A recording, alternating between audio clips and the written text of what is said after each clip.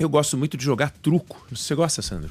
Eu tenho um problema em casa, que minha noiva gosta de truco, só que assim, ela deixa de ser uma pessoa normal quando ela joga. Então é um assunto proibido. Mas tipo Vira assim, briga competitiva. Não, deixa eu entender. eu tô pensando em uma carta, o jogo já terminou. Mas assim, ela faz maço, ou seja, ela pronta nas cartas? Não, ela joga muito bem. Íntegra. Ela joga bem. muito bem, numa velocidade que assim... Você não acompanha? De jeito nenhum. Mas agora tem o Dendê, você pode fazer dupla com ele. Não, tô fora. Eu saio de casa na hora que ela joga. Caramba, Débora Alfano gosta de jogar alguma Você acredita carta? que eu não sei jogar truco? Mas sabe algum jogo? Ah, sim, Qual? outros de baralho. Buraco, Buraco, eu não gosto. tranca, Minha mãe sei ama lá. buraco. Minha mãe Mexe, adora mexe. jogar buraco. Eu acho o jogo mais chato do mundo. E os meus filhos gostam de jogar buraco por causa da minha mãe. Então jogam com a avó. Mas eu fico longe. Eu não acho um jogo chato, demorado, cansativo. Mas enfim, você tem algum jogo de baralho que você gosta. O jogo de baralho ele tem uma característica. Você abre um as e lá é um as. Você abre o 2 é o 2. 2 de paus é 2 de paus. Né? Não tem essa. Claro. Eu não estou falando de ilusionismo, eu não estou falando daqueles mágicos, né, que pegam o baralho e eles conseguem fazer coisas inacreditáveis. Mas não fazendo maço no truco, leia-se, não roubando no truco, não roubando nas cartas. As cartas, elas vêm impressas, você compra aquele pacotinho, tem 4 naipes, cada naipe vai de asa a rei, ou como você queira, ou de 2 a asa, aí pouco importa. E não dá para jogar, não dá para você abrir uma carta e depois que você abre a carta, tá todo mundo vendo que é sei lá, um 3 de espada ou um 4 de ouro, você fala assim, não, isso aqui é um 5 de paus. Não dá, você não pode dizer de uma carta aquilo que a carta não é. Por que eu tô falando isso? Porque o governo brasileiro, ele joga um jogo de baralho e que ele decide qual é a carta que foi virada depois que ele virou. Ele faz maço, ou seja, na hora de embaralhar, ele faz de um jeito esquisito, que não é muito correto, e depois que ele abre a carta, ele quer que você acredite que aquela carta é o que ele diz que é, não o que está todo mundo vendo. Então, o governo brasileiro tomou posse, este governo que aí está, tomou posse e abriu 2023 fazendo truques no orçamento. Criando regras que não param em pé. A começar pelo arcabouço fiscal que não para em pé. Estabelecendo um aumento real de despesa. Reindexando o que já tinha sido desindexado. Entrou com uma PEC criando uma despesa monumental no primeiro ano. Para o primeiro ano, para fechar as contas. Tudo no discurso da salvação nacional. Aí monta um orçamento que não para em pé. Entra em 2025 sabendo que o orçamento não iria fechar. Mas sempre dizendo que estava tudo bem. Sempre dizendo que estava tudo tranquilo. As entrevistas do ministro da Fazenda sempre falando, está tudo bem, está tudo tranquilo. Tanto não é verdade que está tudo tranquilo, e todo mundo vendo o 4 de ouro, e o governo vem dizendo que é um 5 de paus. Aí você vê o que aconteceu. Se tivesse tudo tranquilo, não teria que fazer um aumento de impostos. Se tivesse tudo tranquilo, não teria que fazer a barbaridade que o governo fez, que foi aquele aumento do IOF, lançando mão de um tributo que é regulatório, ao arrepio da lógica e das relações institucionais, porque pegou um tributo que é feito só para fazer ajustes de mercado, foi lá e meteu na sociedade um aumento de carga brutal para poder arrecadar e cobrir o buraco que ele sempre soube que existia, mas fingia que não existia. E mostrava cartas que não eram as cartas que a gente estava vendo, sugerindo e nos tranquilizando como sociedade. Aí o Congresso falou, não, assim não, a gente convive com o desajuste, a gente sabe o que é desajuste, a gente patrocina e promove o desajuste. Então aí as emendas ao orçamento para provar que o Congresso Nacional não tem um problema filosófico com a despesa irresponsável. Gosta de uma despesa irresponsável. Mas, no entanto, assim não dá. Aí começam as reuniões, o presidente da República tira o corpo fora, fala que isso é coisa do Haddad. O Haddad começa as reconversas com o Congresso Nacional, usa um verbo que não faz o menor sentido. O Haddad criou, não é que ele criou, mas ele repete sempre um verbo que é o verbo calibrar.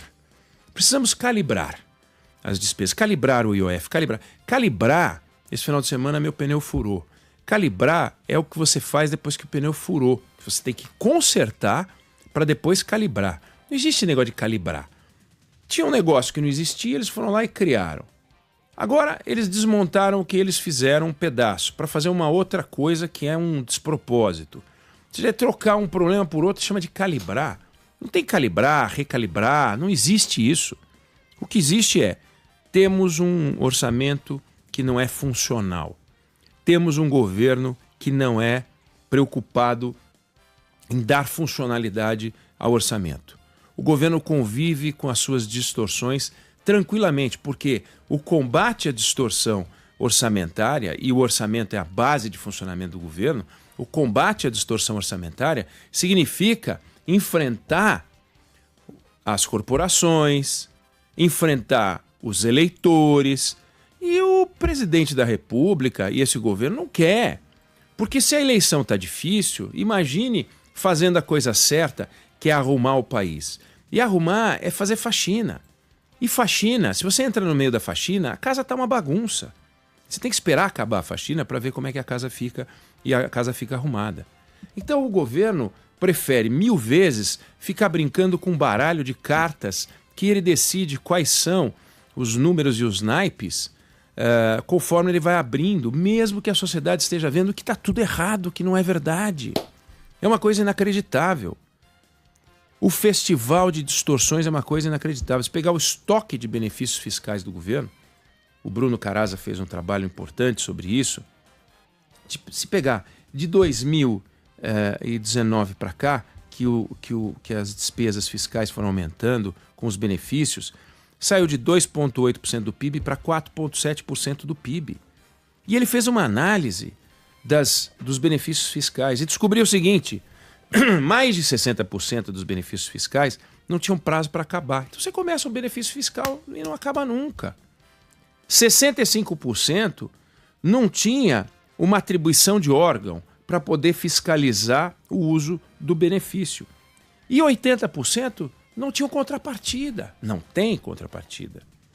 Então vão gastando benefícios que são centenas de bilhões e centenas de bilhões e o governo não vai visitar, calibrar, recalibrar, esse verbo que o Haddad usa, que é um horror. Não vai. Aí o governo fala, não rolou o IOF? Não. Então a gente calibra, reduz o que a gente ia tomar da sociedade na forma de IOF e vamos tomar de LCI, vamos tomar de LCA, vamos tomar de debênture incentivada, vamos tomar de CSLL, pouco importa onde ele vai tomar. Aí você pega e olha o cenário e vê o seguinte, o que o governo está dizendo para a sociedade é, nossas despesas são intocáveis. São intocadas, isso não tenha dúvida, mas são intocáveis. Nós não podemos mexer.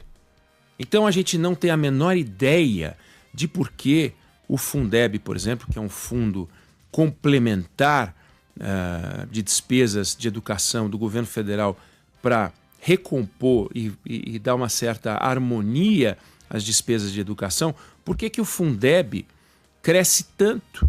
Por que o Fundeb subiu uma barbaridade? O Fundeb que hoje põe um complemento federal de 56 bilhões de reais. Será que precisa de 56 bilhões de reais?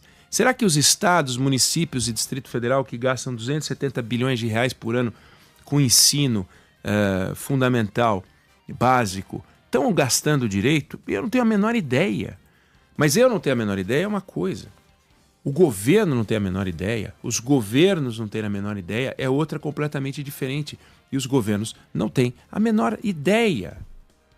Na área da saúde, nós não temos a menor ideia se o SUS funciona dentro de uma lógica de custos razoável. Não temos a menor ideia. Então as despesas obrigatórias, que representam 95, 94, 96, pouco importa, do total de gastos, tirando o salário, vários dos quais acima do teto, quando se olha o agregado, mas sempre são na forma de pagamento, da forma de indenização e atrasados, mas tirando o salário e outros custos, repasses constitucionais, embora o Fundeb seja um repasse constitucional, o que a gente tem é a aceitação, né, de que as despesas do governo são intocáveis. E não são.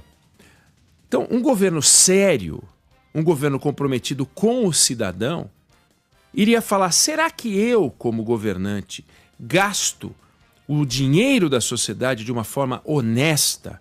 E honesta não é não roubar, honesta é zelando pelo melhor uso do dinheiro das pessoas, sabendo que cada real que a gente toma da sociedade na forma de imposto é um real que tem que ser tratado com um respeito absoluto.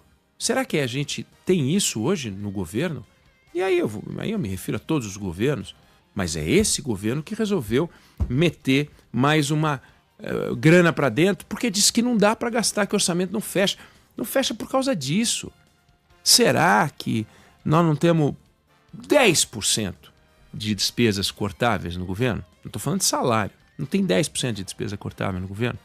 Será que o auxílio-doença, que aumentou de 27,2 bi em 2022 para 34 bi em 2024, será que está tudo bem com ele?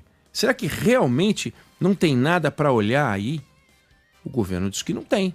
O governo não se curva a essa realidade, o que é uma coisa maluca. Se a gente olhar as despesas do governo de todas as formas, a gente vai ver barbaridades. Eu me refiro, por exemplo, ao Bolsa Família, que merece uma visita, ao BPC, que merece uma visita, seguro-defeso, auxílio-doença, aposentadoria rural. Tem uma série de coisas. O governo ele fica jogando dinheiro de helicóptero e chupando dinheiro com um aspirador de pó. Então ele puxa com o aspirador de pó da sociedade e depois solta de helicóptero. É legal isso? É justo isso? E aí faz uma reunião com a Câmara e com o Senado com a maior seriedade, como se tivesse ali a resposta. Arrancar mais dinheiro da sociedade é a resposta. É disfuncional, orçamento disfuncional, resultado de um governo disfuncional. De um governo que não para olhar e respeitar a sociedade. Por que roubaram o INSS? Porque o governo trabalha para as entidades, em vez de trabalhar para o aposentado. Quem falou que o INSS tem que ajudar as entidades a tomar dinheiro do associado, do aposentado, tornando os associados, facilitando? Por que tem que facilitar? Quanto que o governo ganhou para facilitar? Não ganhou R$1 para facilitar? Oficialmente, né? Figuras do governo podem ter ganho dinheiro e já tem sinais de corrupção clara nessa história. Mas por que o INSS trabalha para as entidades? Por que o governo trabalha para as corporações? Por que o INSS não trabalha para os aposentados? Por que o governo não trabalha para o cidadão? O cidadão é o trouxa que paga a conta, que depois a cada 4 anos vira eleitor, outro trouxa. Porque eles vão mentir para o eleitor do mesmo jeito que mentem para o cidadão. Como mentem para o contribuinte, as nossas entidades, né? Nós somos cheios de entidades, nós somos pessoas, viramos contribuintes, cidadãos, viramos eleitores. E sempre alvo de mentira. As mentiras que esse governo conta é inacreditável. A primeira é sugerir que estão trabalhando pela sociedade. Não trabalham pela sociedade. Trabalham para abastecer os seus grupos de interesse. Trabalham para não ter problema e não ter ruído. Trabalham pela eleição de 2026. Ah, mas a oposição também trabalha. Todos trabalham pela eleição de 2026, como trabalharam pela de 2022, como trabalharam pela de 2018. Mas não pode trabalhar para o cidadão? É proibido? Está escrito em algum lugar no plano de governo desse governo, no plano de promessa de governo desse governo? Nós não vamos trabalhar pelo cidadão, nós vamos prejudicá-los porque nós estamos sendo prejudicados. 35% de carga tributária é prejuízo para a sociedade. Não é razoável que um país como o Brasil precise de tanto dinheiro para trabalhar. Não é razoável. Não é razoável acreditar que todo mundo que recebe o Bolsa Família do jeito que recebe precisa receber. Não é razoável.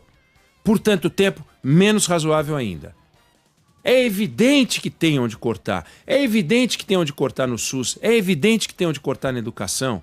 E não é cortar no salário dos professores que ganham mal.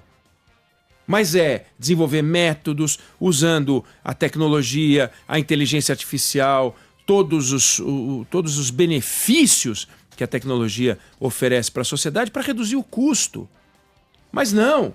Cadê os protocolos e procedimentos para a gente saber onde é que dá para acertar, onde é que dá para melhorar, onde é que dá para a gente atingir um padrão de excelência? Cadê os benchmarks? Cadê a gente procurando referência internacional ou as boas práticas dentro do Brasil para poder transformar esse país num país civilizado? Não tem! Então, quando o seu Fernando Haddad, quando os governantes, quando esse Rui Costa sai falando, Gleisi Hoffmann, essa turma toda sai falando, a única pergunta é: sério mesmo que você acredita nisso? Sério mesmo que você acredita que faz o melhor pelo Brasil? Sério mesmo que tudo que você faz é o melhor que você pode fazer? Você realmente acredita que não há nada no seu ofício que possa ser feito com mais cuidado, com mais atenção para respeitar o cidadão brasileiro? Você realmente acredita que está fazendo um trabalho digno e honesto e íntegro pelo país? Não estou dizendo que você está roubando. Mas você está roubando o meu tempo. Você está roubando o tempo da sociedade. Está tirando da gente o tempo de enriquecer. Está tirando da gente o tempo de progredir. Está adiando o nosso compromisso com o sucesso. Impedindo que o Brasil aumente a renda per capita. Atrapalhando o avanço nacional. Reduzindo a chance da gente enfrentar os verdadeiros males nacionais. Por exemplo, segurança pública, onde não sobra dinheiro para coisa alguma, onde não tem arranjo, não tem arrumação, não tem nada. Então, o que a gente viu de ontem para hoje foi um show de horrores. Foi um horror ver o Fernando Haddad eliminando alguns dos tributos que ele havia aumentado, substituindo por outros. E a discussão sobre corte de gastos é fake. Não veio nada. Veio promessa de discussão, não estaremos discutindo o envio do homem para a Lua, que não vai sair nunca. Por 2026, por causa da anterioridade, da anualidade, o diabo que o carregue. Só que 2025 nós vamos à breca, porque é de novo, enfia um freio de arrumação. Quando uma pessoa vai fazer um investimento de qualquer valor, pessoas de qualquer padrão de renda, elas olham para o cardápio de investimentos e são orientadas a colocar dinheiro aqui, não ali, porque esse aqui dá este retorno, aquele lá dá outro retorno, a gente vai e faz os investimentos todos, bota aqui, bota ali, não importa onde que se coloca o dinheiro. Dinheiro é o resultado do trabalho. Aí o governo vem e troca todas as tributações, é o que eu estou falando sobre as cartas. Ele vai lá e embaralha tudo de novo. Eu não gostei das cartas que saíram, eu vou lá e embaralho tudo de novo e redistribuo as cartas do jeito que eu quiser e mentindo, dizendo que o 3 de ouro é 4 de paus.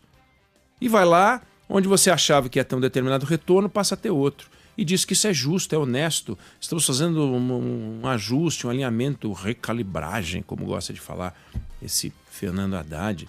É um vexame. É a desmoralização da cidadania. Não é a desmoralização do ministro da Fazenda, que esse aí já perdeu muito. As pessoas já não acreditam mais no que ele diz. Mas o problema é o rebaixamento da cidadania. É qualquer um, quando não tem o que fazer, vai e dá um tapa na gente, na cara. Eu não estou fazendo nada, eu vou dar um tapa na cara da sociedade. Sob o argumento que está protegendo a sociedade. Não, quem paga menos, quem ganha menos tem que pagar menos, quem ganha mais tem que pagar mais e tal. O discurso é bonito, mas a prática é torta, a prática é nefasta. Porque quem ganha mais é o governo. Então, se o governo ganha mais, como é que ele, se é o cara que mais ganha, quanto é que o governo está pagando para a sociedade, devolvendo para a sociedade? E diz que está fazendo um trabalho de excelência. Está mesmo. Realmente o governo fez uma investigação sobre seus gastos? É irritante o que está acontecendo. É desonesto o que está acontecendo. Eu não sei qual é a sua opinião, mas essa é a opinião que eu tenho sobre o assunto. Não sei se está certo, se está errado, não sei se você concorda, mas é o que eu penso a respeito desse assunto.